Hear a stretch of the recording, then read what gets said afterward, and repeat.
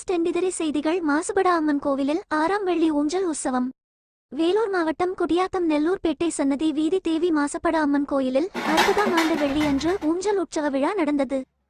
இதையொட்டி நேற்று காலை 9 மணிக்கு காமாட்சி அம்மன் பேட்டை திரௌபதி அம்மன் கோயிலிருந்து பம்பை பூந்தேர் மேளதாளத்துடன் 1008 பால்குடம் ஊர்வலமாக வந்தது. இதனடுத்து மாசுபடா அம்மன் கோயிலில் அம்மனுக்கு பால் அபிஷேகம் நடந்தது. பின்னர் பகல் 1 மணிக்கு அம்மனுக்கு அபிஷேக ஆராதனை நடந்தது. மாலை 5 மணிக்கு அம்மனுக்கு மஞ்சள் காப்பு அலங்காரம் நடந்தது. பின்னர் 6 மணிக்கு செல்லியம்மன் கோவிலிலிருந்து அம்மன் போகரகம் மாசுபடா அம்மன் கோயில் வந்தடைந்ததால் இரவு 7 மணிக்கு பக்தர்கள் அழகு குத்தி பூந்தேர் புஷ்ப பல்லக்கு ஊர்வலம் வந்தது.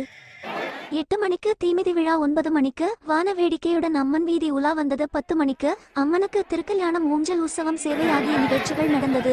இதில் திரளான பக்தர்கள் கலந்து கொண்டு அம்மனை வழிபட்டினர். இதற்கான ஏற்பாடுகளை 6ஆம் வெள்ளி ஊஞ்சல் உற்சவ கமிட்டி தலைவர், கல்யாணம் செயலாளர் மாதவன், துணைத் தலைவர் குமார் உள்பட உற்சவ கமிட்டினர் செய்திருந்தனர்.